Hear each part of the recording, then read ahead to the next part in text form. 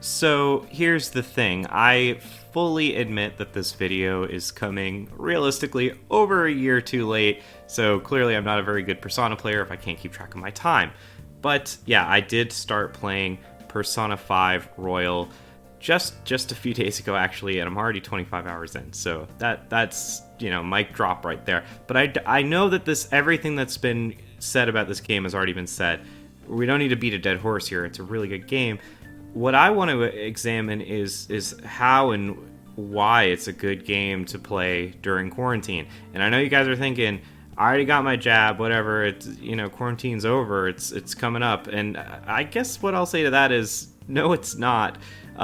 Especially if you're not in the United States, but even if you are, we still got just enough time for you to squeeze Persona 5 in.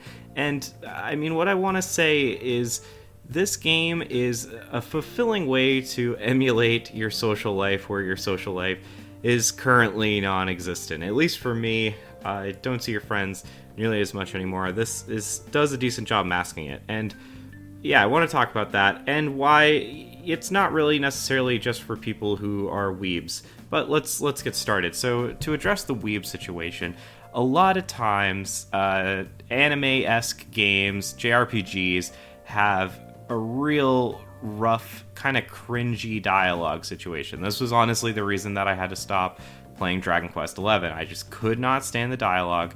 Animes are guilty to it of, I'd say, a slightly lesser extent, but I think first, if you're not into it, and I can be into it, don't get me wrong, but if you're not into it, it can be an instant turn off for a lot of people. And what I'll say about Persona 5 is both the writing and the dialogue delivery are extremely good. The writing is... I really like authentic writing. I really appreciate it. I like it when people talk like how they talk in real life. And with the exception of Ryuji saying effin instead of fucking, it's very well-written dialogue. It's just as you would expect people to talk.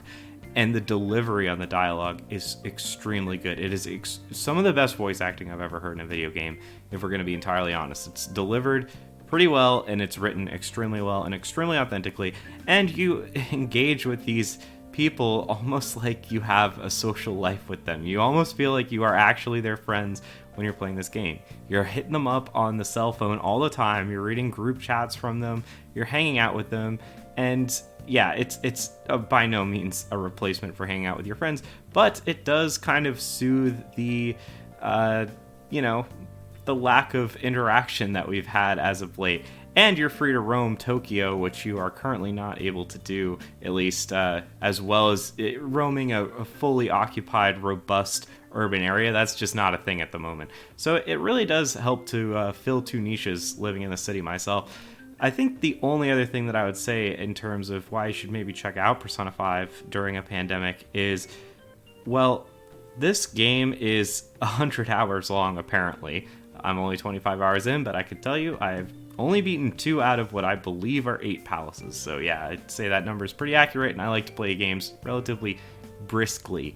Now, that seems like a bad thing. I was thinking about that. You could watch like the Lord of the Rings extended trilogy 10 times over, not quite, but getting there.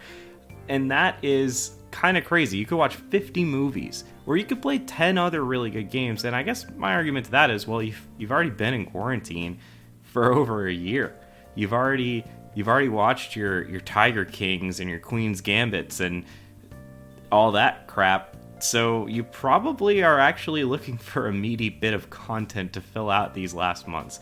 And that's what I'll leave you with for why you should check out Persona 5 Royal. That's all for me, and I will catch you next time.